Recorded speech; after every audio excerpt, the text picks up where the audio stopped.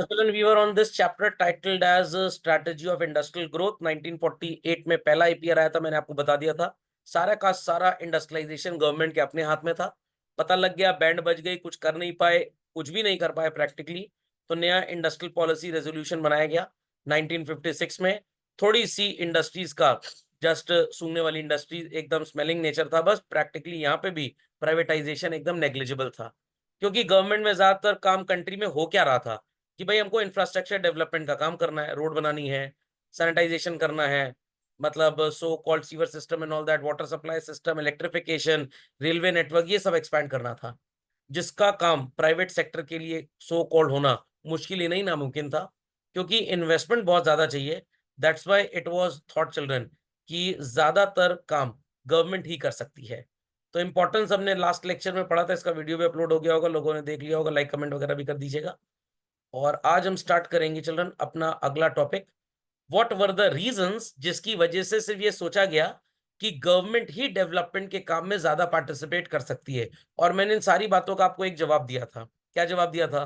कि भाई ये जो गवर्नमेंट सेक्टर होता है ना बच्चों, इसी के पास पैसे होते हैं। प्राइवेट सेक्टर के पास तो पैसे है नहीं, क्योंकि उनको तो अपना इन्वेस्टमेंट खुद करना पड़ेगा, और वो इन्वेस्टमेंट तभी करेंगे जब उनको कहीं प्रॉफिट नजर आएगा। तो इसके लिए दो बातें आपको लिखनी पड़ेंगी, बड़ी इंपॉर्टेंट है बातें, बड़ी इंपॉर्टेंट है चिल्ड्रन। और पहली बात है इसमें, what is called as induced investment. Sir ये इंड्यूस्ड इन्वेस्टमेंट क्या होता है? Induced investment is that investment children जो हमेशा प्रॉफिट की एक्सपेक्टेंसी के बेसिस पे किया जाता है। इफ आई एम एक्सपेक्टिंग कि प्रॉफिट होगा तो मैं इन्वेस्ट करूंगा, एल्स जय माता दी। और अगर मेरे को लग रहा है प्रॉफिट हो चाहे ना हो, भाई देश का भला करना है, हम तो इन्वेस्टमेंट करेंगे ही करेंगे। That is autonomous investment. 11th class में बेसिक टर्म्स मैंने आपको ये बात पढ़ाई थी। अभी theory of income and employment पढ़ाऊंगा जब मैक्रो इकोनॉमिक्स में एक यूनिट, तो फिर से बात आ जाएगी। तो write down in your copy children, investment taken up, bracket में लिखिएगा, डन बाय प्राइवेट सेक्टर, क्योंकि काफी बच्चे कॉमर्स के हैं तो मैं प्राइवेट कंपनी नहीं बोलूंगा। Private sector is different children, private company is different. Reliance जो है ये है public company, but private sector को बिलोंग करती है, क्योंकि मैनेज बाय प्राइवेट पर्सन है। Done by private sector when they have expectancy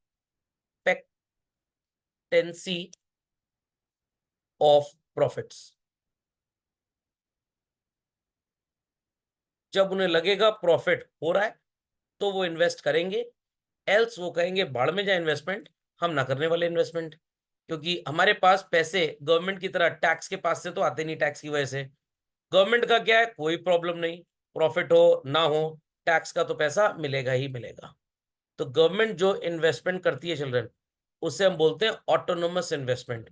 so investment which is taken up by what is called as public sector, public company नहीं बच्चों, public sector, when they have to shower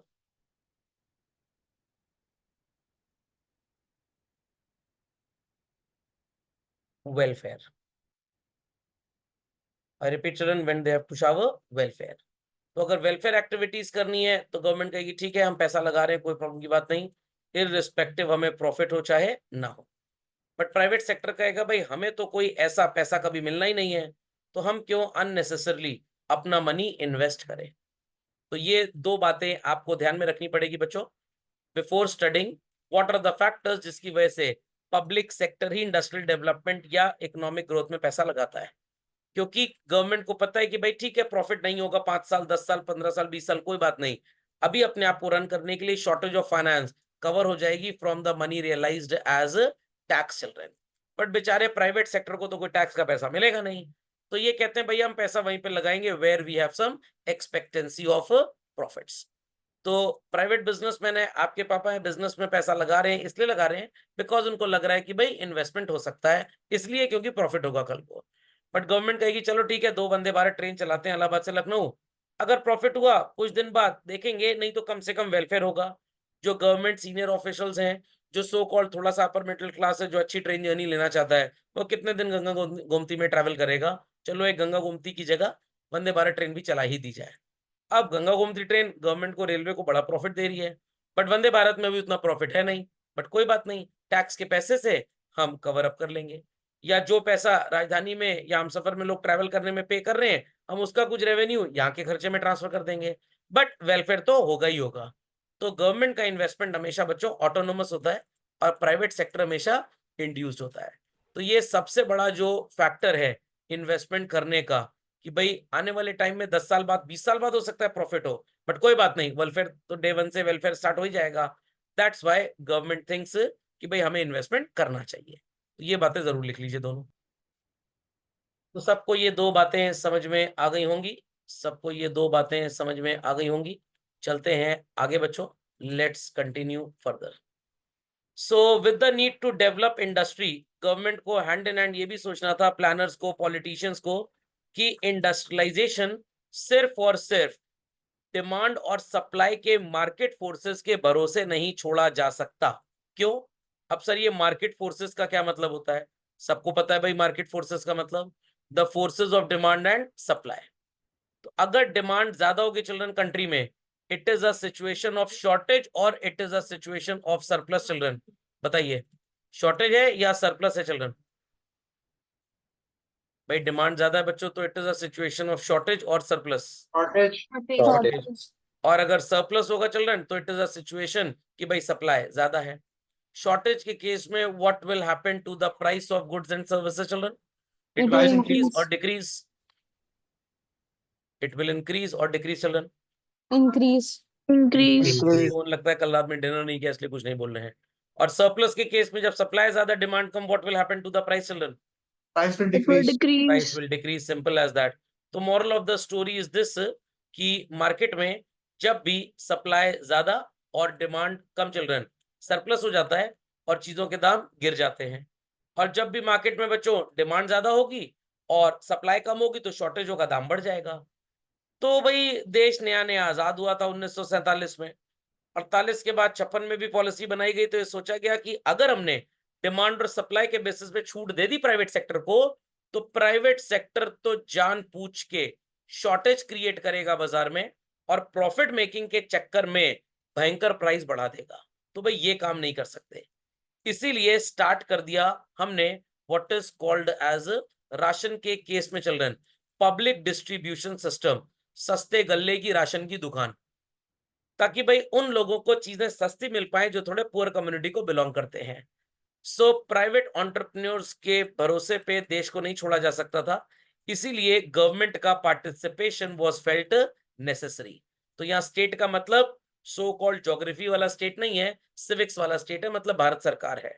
so multiple reasons were there, जिसकी वजह से it was thought कि भाई government को ही ये काम करना चाहिए डेवलपमेंट का, क्योंकि प्राइवेट सेक्टर के बेसिस पे छोड़ा तो वो सिर्फ प्रॉफिट मेकिंग पे ध्यान देंगे और वो वेलफेयर पे जरा भी ध्यान नहीं देंगे। तो this was the first reason children, कि welfare was important, profit making was not important. ये बात सब लोग समझ गए बच्चों? Everybody understood this children? Yes, sir. चलिए बाकी लोग जो सो रहे हैं उनको गुड मॉर्निंग बोल देते हैं। सो सबसे बड़ा problem lack of capital. Capital expenditure करने के लिए उस जमाने में दो ही बिजनेस हाउसेस थे, टाटा एंड बिरला, और इन्हीं के पास सो कॉल्ड कैपेसिटी थी इंडस्ट्रियल ग्रोथ की, बट बच्चों इतनी ज्यादा नहीं थी जितनी रिक्वायर्ड थी, या अगर थी भी फॉर एग्जांपल, तो ये दोनों काम अगर करते तो किस लिए करते भाई? सिर्फ और सिर्फ प्रॉफिट मेकिंग के लिए। बिरलास के बारे में तो ज्यादा मैं आपको नहीं बता पाऊंगा, बट जहां तक टाटास की बातें चल रही, they are for India. I repeat children, they are for India. तो इनका काम तो भाई आज भी वेलफेयर का है। 10 में से अगर 3 बिजनेस इनके लॉस में भी जाते हैं, तब भी टाटा हैव अ पॉलिसी कि भाई कोई बात नहीं, चलाते रहो, लॉस भी हो रहा है, वो 7 बिजनेस इतना प्रॉफिट कमा के दे रहे हैं कि इन 3 बिजनेस का एक्सपेंस भी उसी रेवेन्यू से कवर हो जाएगा। एटलीस्ट लोगों के घर में खाना पक रहा है, लोग एम्प्लॉयड हैं, उनके बच्चे पढ़ रहे हैं। तो बिजनेसमैन में और इंडस्ट्रियलिस्ट में फर्क होता है चिल्ड्रन। तो I can say Adani and Ambani they are businessman but not industrialist.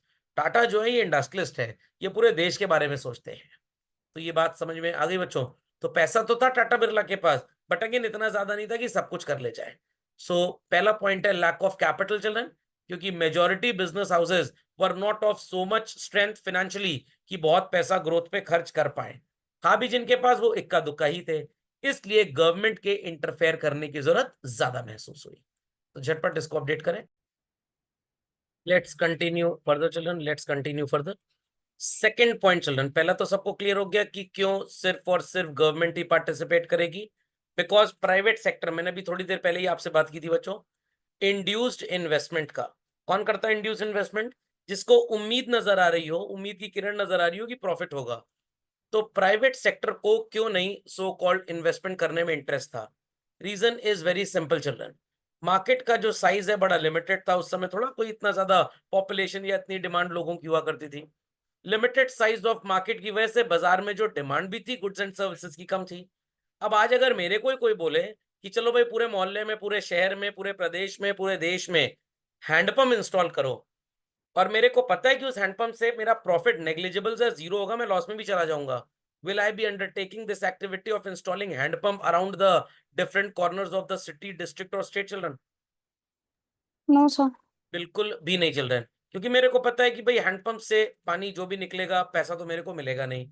तो अल्टीमेटली सबसे पहली चीज, भाई जिन लोगों को हम सर्व करने जा रहे हैं there income is very low. जब उनकी कमाई ही उतनी ज्यादा नहीं है, क्या वो हमारे से गुड्स एंड सर्विसेज की डिमांड करके हमको प्रॉफिट दे पाएंगे? बिल्कुल नहीं। तो market is very very very low. I can say let us say only 2% of the people are there जो बाजार में हमारा ब्रांडेड प्रोडक्ट खरीदना चाहते हैं। 98% तो एकदम डाउन टू अर्थ हैं, इनको पॉकेट में सारी सुविधाएं चाहिए।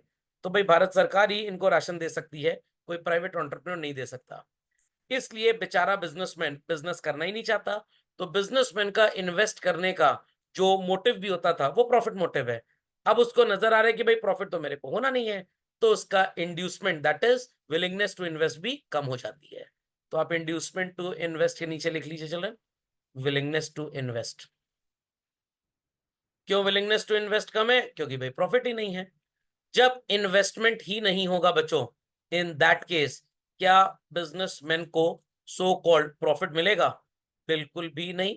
एंड अल्टीमेटली जब इन्वेस्टमेंट नहीं, फैक्ट्री सेटअप नहीं, वहां पे एम्प्लॉयमेंट नहीं, तो इनकम भी लोगों की होगी नहीं। एंड अगेन चिल्ड्रन, ये जो कंटेंट है ये फिर से रिपीट हो जाएगा। इसको हम विशेष सर्कल ऑफ इन्वेस्टमेंट भी बोलते हैं। इसी में एक दो पॉइंट चेंज कर दूं तो विशेष सर्कल ऑफ डिमांड बन जाएगा, और एक दो पॉइंट चेंज कर दूं तो विशेष सर्कल ऑफ पॉवर्टी भी बन जाएगा। तो ये है vicious circle of so called investment. तो एग्जाम में अगर आपसे क्वेश्चन पूछा जाए what is vicious circle of investment, बस आपको ये पॉइंट समझा के आना है, और आप सोचेंगे कि आपके सिलेबस के बाहर से आ गया। या मान लीजिए यहाँ पे 1 2 3 4 5 चीजें टोटल हैं, और आपसे सीक्वेंस पूछ सकते हैं which of the following is the vicious circle of investment. अब आपको ये 4 ऑप्शंस ABCD करके दे देंगे। मान लीजिए ऑप्शन सी तो यही है जो स्क्रीन पे आपको नजर आ रहा है।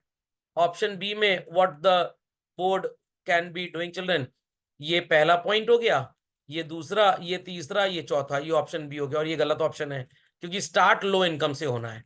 तो इसके लिए आपको एक कोड वर्ड बता देता हूं, उस कोड वर्ड को आप याद रखिएगा। हर जगह लो लो लो लो तो कॉमन है चिल्ड्रन।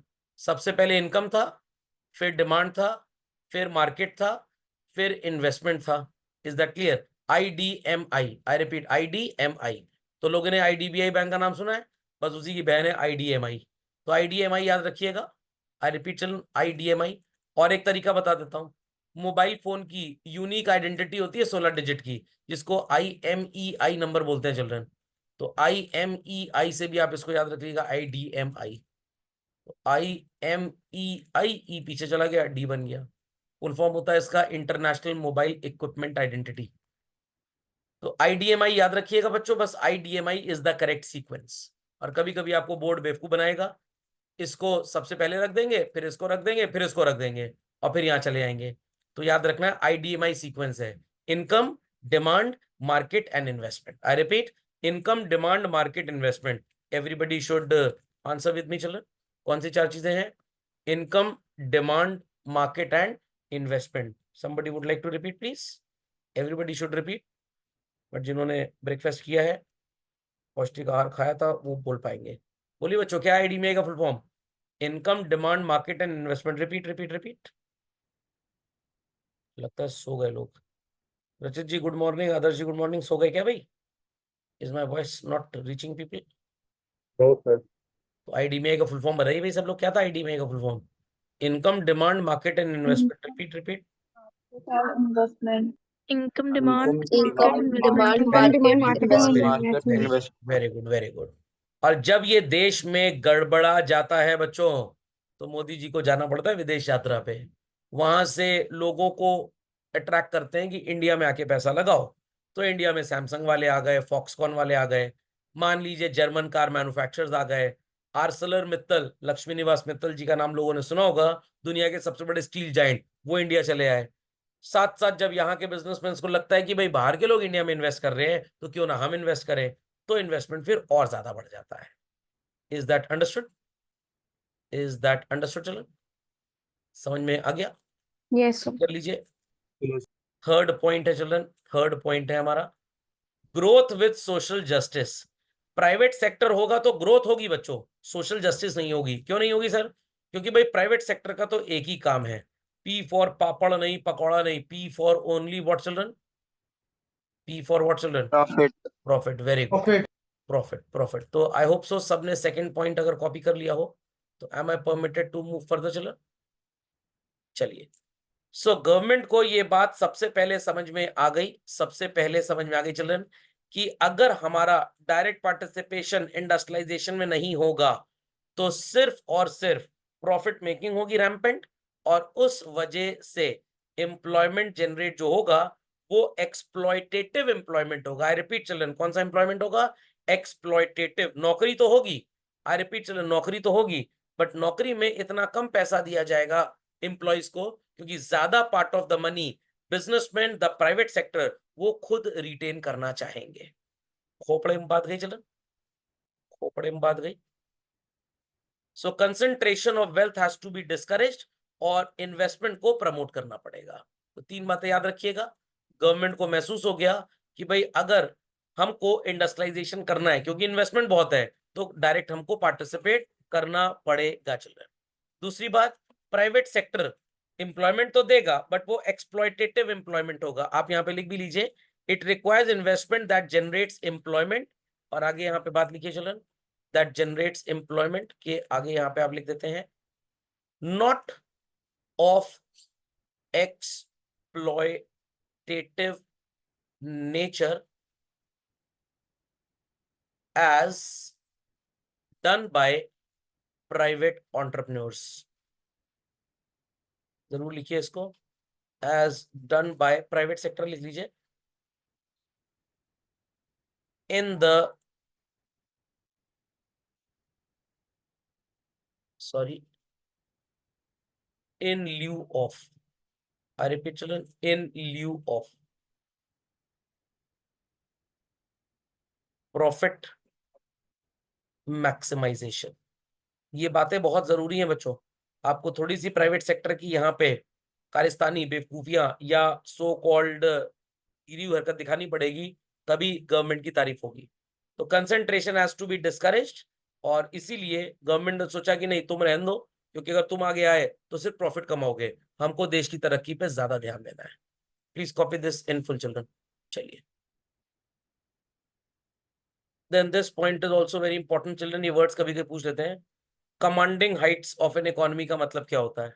इसका सिंपल सा मतलब होता है जो इंडस्ट्रीज सिग्निफिकेंट इंपॉर्टेंस की है उनको ज्यादा सेटअप किया जाए। सर मतलब जैसे बच्चों डिफेंस हो गया, सॉरी, देयर आफ्टर रेलवेज हो गया, मतलब जिनकी वजह से देश की बाकी इंडस्ट्रीज तरक्की करेंगी। देन वी हैव टेलीकॉम, तो these could be called as strategic importance की industries.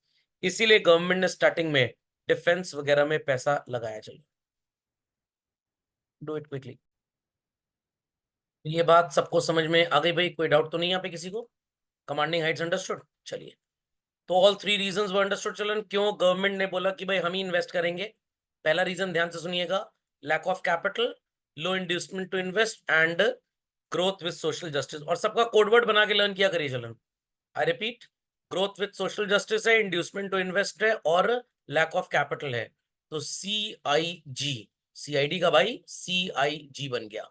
C stands for capital, I for investment inducement and G for growth with social justice. चलिए, तो 1948 की पॉलिसी तो एकदम बकवास, महाबकवास, 2 कौड़ी की पॉलिसी। गवर्नमेंट ने सारे सेक्टर्स को बच्चों प्राइवेटाइज किया ही नहीं, एक को भी नहीं किया होगा शायद उस समय। सब कह रहे थे हम खुद चलाएंगे। 8 साल में समझ में आ गया कि कुछ हम कर नहीं पाए, और सेकंड 5 ईयर प्लान का रेजोल्यूशन था कि एग्रीकल्चर से अपने आप को मूव कराया जाए इंडस्ट्रियलाइजेशन पे, क्योंकि तभी इंडस्ट्रियलाइजेशन की वजह से एम्प्लॉयमेंट बढ़ेगा कंट्री में और कंट्री की अर्निंग्स बढ़ेंगी। So write down children, most important part. और जब हम 1956 का रेजोल्यूशन पढ़ेंगे बच्चों, तभी 1991 की न्यू इकोनॉमिक पॉलिसी समझ में आएगी कि यहाँ पे तो शायद 8, 10, 15 सेक्टर्स को गवर्नमेंट ने प्राइवेटाइज किया। 91 में तो 4 को छोड़ के सबको प्राइवेटाइज कर दिया था।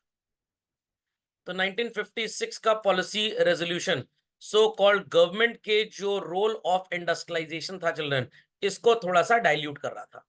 और अगेन चिल्ड्रन, अगेन ध्यान से सुनिएगा मेरी बात, स्ट्रैटेजिक इंपॉर्टेंस की जो इंडस्ट्रीज थी वो गवर्नमेंट ने अभी भी 91 की पॉलिसी में भी, 56 की क्या बात करें, उनको भी गवर्नमेंट ने प्राइवेटाइज किया ही नहीं कि भैया डिफेंस, रेलवे, ये सब तो हम ही चलाएंगे। क्योंकि अगर रेलवे किसी प्राइवेट सेक्टर ने टेक ओवर कर लिया और मान लीजिए किसी देश को बेच दिया, तो इन दैट केस गवर्नमेंट का मूवमेंट ही जीरो हो जाएगा। ओके, तो कब IPR 1956 का रोड मैप तैयार हुआ? The answer is second 5 year plan. तो यहां पे भी लिख लीजिए, ड्यूरिंग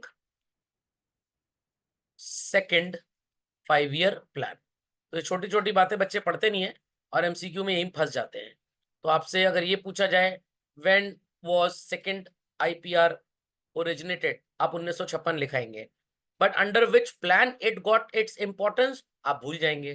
क्यों? क्योंकि आपको हर टीचर यही बताएगा भाई अब तो 5 ईयर प्लान होते ही नहीं, तो आप 5 ईयर प्लान पे कोई चैप्टर पढ़ेंगे ही नहीं। बट IPR तो इंपॉर्टेंट है, और ये आया कब तक? 51 से 56 का फर्स्ट ईयर 5 ईयर प्लान था।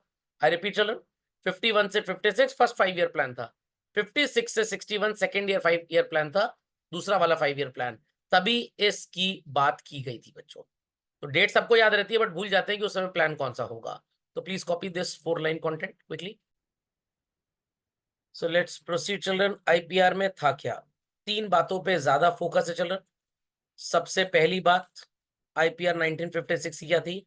हमने अपनी इंडस्ट्रीज के 3 क्लासेस बांट दिए। सो कॉल्ड पहला क्लास क्या था चिल्ड्रन? ये ऐसी इंडस्ट्रीज थी जिसके exclusive rights public sector enterprises को होंगे। मतलब किसको होंगे children? To the government only. क्या क्या आएगा इसमें? Atomic energy, defence and railways. इन 3 का काम सिर्फ गवर्नमेंट संभालेगी, आज तक संभाल रही है। But defence through someone privatise अब हो गया है। थ्रू समवन मतलब अगर मान लीजिए गवर्नमेंट को लेटेस्ट से फाइटर प्लेन्स खरीदने विदेश से, तो आप भी एक इंटरमीडियरी की तरह काम कर सकते हो, जैसे रिलायंस डिफेंस है। रेलवेज में कुछ प्लेटफॉर्म्स, कुछ रेलवे स्टेशन इंडिया में वैसे हो गए हैं जहां पे आपका जॉब तो लग जाएगा एज स्टेशन मास्टर, बट आपको सो कॉल्ड कोई भी गवर्नमेंट जॉब के राइट्स नहीं मिलेंगे।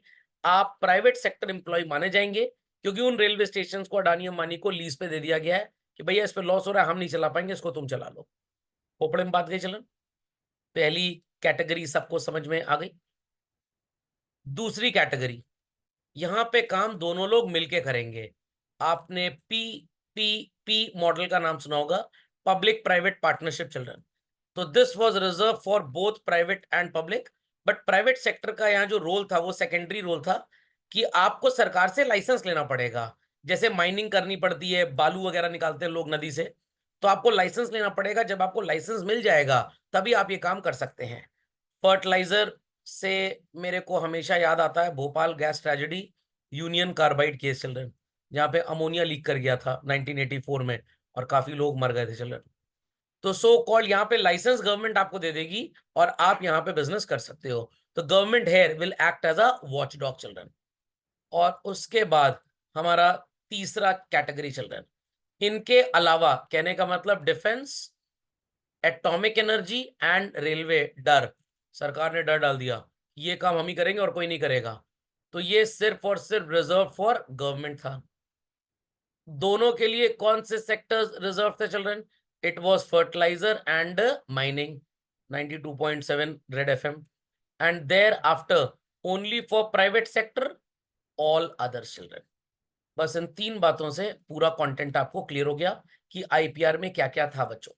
तो इस कॉन्सेप्ट को प्लीज नोट डाउन करें, ये बड़ा इंपॉर्टेंट कॉन्सेप्ट है चिल्ड्रन, बड़ा इंपॉर्टेंट कॉन्सेप्ट है। Government will be managing railway, defence and atomic energy. डर समझ में आ गया? दोनों के लिए फर्टिलाइजर और माइनिंग इंडस्ट्री और भी कुछ थी, मतलब ये बेसिक थी मेन, और बाकी सब सिर्फ प्राइवेट सेक्टर काम करेगा, गवर्नमेंट उसमें काम नहीं करेगी एज सच। तो अगेन ये जो हमारे 2 स्टेप्स थे चिल्ड्रन, इसमें एक बात और खुल के आती है, it is for the promotion and participation of private sector. समझ में आ गई होगी बात सबको? झटपट इसको अपडेट करें चलो। कोई क्वेरी है तो please ask, please ask. Second point children, industrial licensing. Numerous times I have been telling कि जो हमारा ये वाला आईपीआर था, this was LPQ policy children. L stood for what is called as licensing, P stood for children prohibition, and Q stood for quota system. You people will be amazed to know, TV की दुकान खोलने के लिए भी, कपड़ा बेचने के लिए बच्चों उस जमाने में लाइसेंस लेना पड़ता था। पूछिएगा अपने पापा से और दादाजी से, वो बताएंगे आपको क्यों गवर्नमेंट ने सर ये काम किया। क्योंकि गवर्नमेंट बेसिकली उस जमाने की बड़ी डरी और सहमी हुई थी कि एक बार तो ब्रिटिशर्स को लाइसेंस दिया था चाय बेचने के लिए, और आए और पूरा देश रूल करके ही चले गए। कहीं फिर से अगर हम किसी प्राइवेट बिजनेसमैन को इतनी बंदिशों में ना डालें, इतने रेस्ट्रिक्शंस ना लगाएं, कहीं फिर से कोई दूसरी ईस्ट इंडिया कंपनी ना खड़ी हो जाए और फिर से इंडिया को किसी रूल का सामना ना करना पड़े। तो लाइसेंस सिर्फ इसीलिए दिया गया था चलन, किताबों में कुछ भी लिखा हो सब बकवास है। बेसिक आइडिया यही था जो मैंने आपको बताया, ये नहीं जो यहाँ पे लिखा था। यहाँ पे लिखा है कि भाई backward regions of the country को प्रमोट करने के लिए, ताकि रीजनल इक्वालिटी हो जाए। ठेंगा रीजनल इक्वालिटी, लाइसेंसिंग पॉलिसी आई, बट इंडिया में लाइसेंसिंग पॉलिसी नहीं थे children, it was licensing raj. कभी भी आप किसी भी ऑफिसर से किसी भी चीज का लाइसेंस लेने जाते थे, पहले आपको उसको सुविधा शुल्क देना पड़ता था। उसको सुविधा शुल्क जब आप दे देंगे, ब्राइब दे देंगे, तब आपकी फाइल पास होगी बेसिकली। खोपड़े में बात गई। और सिलेबस क्या बोलता है, किताब क्या बोलता है, तो मैंने आपको बता ही दिया। तो लाइसेंस की नीड क्या थी चिल्ड्रन? 2 नीड थी।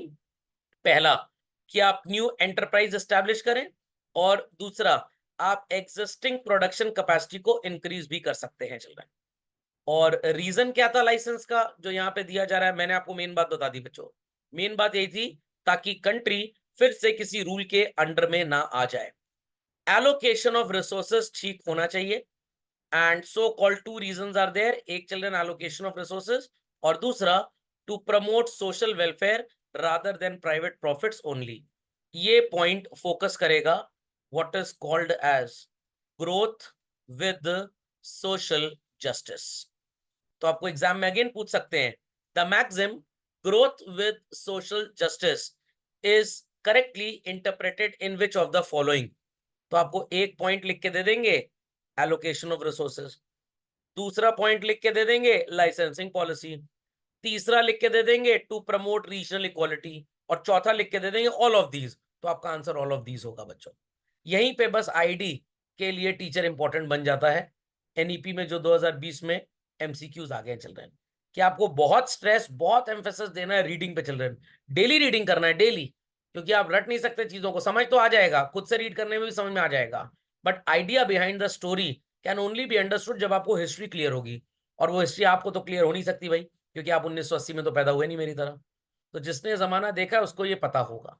तो आपके पापा भी आपको आईडी पढ़ा सकते हैं, मम्मी पढ़ा सकती हैं, बट एग्जाम में आप अच्छा तब करके आएंगे जब आप डेली रीडिंग करेंगे चिल्ड्रन, दिमाग में जब ये कॉम्पोजिशन बैठ जाएगा। तो इन हेडिंग से साथ इसको कॉपी करिए चिल्ड्रन।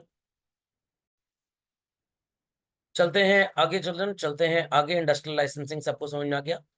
नेक्स्ट थिंग कि प्राइवेट एंटरप्रेन्योर्स को जो कैटेगरी 3 थी एज वेल एज कैटेगरी 2 थी चिल्ड्रन, आईपीआर के 3 रेजोल्यूशंस आपने देख लिए थे।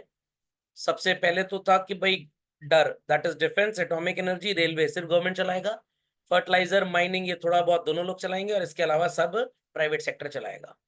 तो प्राइवेट सेक्टर चलाएगा तो जरूर भाई, कोई प्राइवेट सेक्टर के पास आरबीआई का खजाना तो है नहीं, तो उन्हें बिजनेस में प्रमोट करने के लिए गवर्नमेंट को हेल्प करनी पड़ेगी। और गवर्नमेंट ने किस तरह की हेल्प की चिल्ड्रन? गवर्नमेंट ने इनको कंसेशन देना स्टार्ट किया।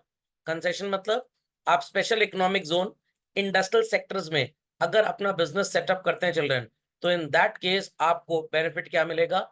सबसे पहला बेनिफिट आपको मिलेगा टैक्स हॉलिडे का। Tax holiday goes like this children, first 10 years हम आपसे आपके प्रॉफिट पे 0 टैक्स लेंगे। Next so called late us से 10 years हम आपके प्रॉफिट पे थोड़ा सा कम टैक्स ले लेंगे। तो you can say like this children, first 10 years it is 0 tax. अगले 10 साल, वैसे गवर्नमेंट ने जो पॉलिसी बनाई थी बच्चों समझो 10 साल की बनाई थी, बट उसके बाद देखा कि भाई इंडस्ट्री अभी ठीक से पनप नहीं पाई है, अभी और हमें एफर्ट की जरूरत है, तो हम बोल देंगे कि भाई अगले 10 साल आपकी 50% इनकम टैक्सेबल होगी, उसके बाद आपके 50% इनकम पे टैक्स लगेगा। From 21st year your 100% of the profits would be taxable. तो ये इस तरह का टैक्स हॉलिडे होता है। और टैक्स हॉलिडे दोनों तरह के टैक्सेस में मिलता है बच्चों, डायरेक्ट टैक्सेस में मिलता है जैसे इनकम टैक्स हो गया, और इनडायरेक्ट टैक्सेस में मिलता है। अब ये खत्म कर दिया गवर्नमेंट ने इनडायरेक्ट टैक्सेस में, टैक्स हॉलिडे गवर्नमेंट नहीं देती है। ये कुछ ऐसा हुआ करता था कि मान लीजिए जैसे आपने सेटअप किया एक कार का प्लांट, तो भाई आपकी मैन्युफैक्चर्ड कार्स पे अगले 10 साल तक बाजार में सेल्स टैक्स, जीएसटी ये सब नहीं लगेगा, तो आपकी गाड़ियां बाकी कंपनीज के कार के मुकाबले थोड़ी सी सस्ती होंगी। तो जहां तक मेरे को याद है अपने उत्तर प्रदेश में ये आखिरी टैक्स का बेनिफिट दिया गया था जनरल मोटर्स की कंपनी को, जिन्होंने वो शेवरोले की स्पार्क नाम से गाड़ी निकाली थी चिल्ड्रन। तब उस समय डेवू मोटर्स हुआ करता था, और डेवू मोटर्स उसको मटीज के नाम से बेचता था। कंपनी कोरिया में डिफॉल्ट कर गई, इंसॉल्वेंट हो गई, तो उसको खरीद लिया इन्होंने, जनरल मोटर्स वालों ने, जिनकी शेवरोले गाड़ियां आती हैं। सो एक्चुअली ये दो ब्रांड्स के नाम पे बिजनेस करते हैं जनरल मोटर्स वाले। एक इनका ब्रांड है चल रहे ओपल, और एक इनका ब्रांड है शेवरोले। तो ओपल ब्रांड से ये बिजनेस बेसिकली करते थे अपने इधर क्या बोलते हैं यूके साइड में चिल्ड्रन, और यूएस में पूरा बिजनेस इनका शेवरोले के नाम चलता था। तो ओपल एस्ट्रा करके गाड़ी बहुत पहले आया करती थी, अब बंद हो गई। तो अगेन जनरल मोटर्स को नुकसान हुआ तो उन्होंने ओपल ब्रांड बंद कर दिया, and presently they are running with Chevrolet only. खैर ऑटोमोबाइल इंजीनियरिंग और मार्केटिंग की क्लास नहीं है ये। देन चिल्ड्रन दूसरा बेनिफिट, सब्सिडाइज्ड पावर सप्लाई। अगर पावर सप्लाई 12 रुपए यूनिट के हिसाब से है चिल्ड्रन, तो इंडस्ट्रियल जोन में it would be made available at say only 5 rupee per unit. तो आपका इलेक्ट्रिसिटी अगर सस्ता होगा तो आपका इलेक्ट्रिक कंजम्पशन का बिल भी कम आएगा, तो आपके एक्सपेंसेस इलेक्ट्रिसिटी पे कम हो जाएंगे। तो ये सब काम इसलिए किया जाता था ताकि हर जगह हमारे इंडस्ट्रियलाइजेशन बढ़े। तो अगर मैं प्रयागराज सिटी की बात करूं चिल्ड्रन, तो प्रयागराज में we have a very famous area called as Naini. तो नैनी किसी जमाने में बहुत बड़ा इंडस्ट्रियल हब हुआ करता था, अभी भी है, फैक्ट्रीज हैं वहां पे, काफी फैक्ट्रीज है चिल्ड्रन, बट अगेन पहले जितनी थी अब उतनी नहीं है। कानपुर में आपको ऐसा ही एक इंडस्ट्रियल हब नजर आएगा कॉल्ड एज पनकी, सनकी नहीं पनकी। तो पनकी इंडस्ट्रियल एरिया, यहाँ पे ढेर सारी फैक्ट्रीज, ये जो अपना एलएमएल का स्कूटर आता था ये भी यही फैक्ट्री थी इनकी। आजकल आपने वो ग्रीन कलर का एक ऑटो टेम्पो देखा होगा जिसके पीछे जेएसए लिखा होगा, इनकी फैक्ट्री भी यहीं पे बेसिकली। तो ये इसीलिए इंडस्ट्रियल जोन सेटअप किए जाते हैं कि भाई यहाँ पे सिर्फ बिजनेस होगा और कुछ नहीं, और यहाँ पे हम इलेक्ट्रिसिटी वगैरह आपको बड़े चीपर प्राइस पे सप्लाई कर देंगे। तो these type of industrial congestion वहां पे दिए गए। इसी का मॉडर्न रूप है बच्चों what is called as special economic zone. I repeat चलन, इसी का मॉडर्न रूप है called as special economic zone. तो आप इंडस्ट्रियल एरिया बोल लीजिए या स्पेशल इकोनॉमिक जोन बोल लीजिए, प्रैक्टिकली कुछ खास फर्क होता नहीं है इसमें। और अभी हमारे रिसेंटली प्रयागराज में एक सरस्वती हाईटेक सिटी बनी है चिल्ड्रन, वहां पे भी आपको बोर्ड नजर आएगा यूपी सिडका का, small industrial development corporation authority या ऐसे ही करके कुछ नाम रखा गया है, यूपी सीडा है शायद। तो ये इसीलिए इंडस्ट्रियल जोन्स खोले जाते हैं कि यहाँ पे लोग अपने बिजनेस सेटअप करें, और इनको प्रमोट करने के लिए हम इनको हर तरीके का बेनिफिट दे पाए। गवर्नमेंट का क्या फायदा है प्राइवेट सेक्टर को ये सब डिस्काउंट देने में, कि भाई वो लोग बिजनेस सेटअप करेंगे तो कितना उनको सो कॉल्ड एम्प्लॉय चाहिए, उसके लिए वो कंट्री में एक तरह के एम्प्लॉयमेंट जनरेटर की तरह काम करेंगे। तो गवर्नमेंट के ऊपर एम्प्लॉयमेंट जनरेट करने का जो लोड है children, that would be very very very negligible. इसलिए ये इंडस्ट्रियल कंसेशंस दिए जाते हैं। So please update this in your copy. Yes, sir. तो सबको ये कहानी समझ में आ गई इंडस्ट्रियल कंसेशन की चलन? And the last topic of the chapter जो हम अगले लेक्चर में करेंगे, that is small scale industries का डेवलपमेंट। अब स्मॉल स्केल इंडस्ट्री में और कॉटेज इंडस्ट्री में थोड़ा सा डिफरेंस होता है चिल्ड्रन। पुरानी रूलिंग के हिसाब से वैल्यू थी 5 लाख से कम का जिनका इन्वेस्टमेंट है चिल्ड्रन, सो कॉल्ड उसको बोला जाता है स्मॉल स्केल इंडस्ट्री। बट अब डेफिनेशन बढ़ गई है, इन्फ्लेशन आ गया भाई। 5 लाख रुपए आज की तारीख में क्या होता है, इतने की तो लोग एक बाइक खरीद लेते हैं। तो आज ये डेफिनेशन 5 करोड़ पे चली गई है। तो पहले था कि अप टू 5 लाख का इन्वेस्टमेंट है तो आप स्मॉल स्केल माने जाएंगे, उसके ऊपर आपको लार्ज स्केल बोल दिया जाएगा, और फिर लार्ज स्केल वाले बेनिफिट्स भी मिलेंगे आपको, और फिर लार्ज स्केल के आपको टैक्सेस भी देने पड़ेंगे, कोई छूट भी नहीं मिलेगी। अब ये स्मॉल स्केल है अप टू 5 करोड़, 5 करोड़ से ऊपर बढ़ गया तो अब इसको लार्ज स्केल बोलते हैं। This will be doing in the next lecture children.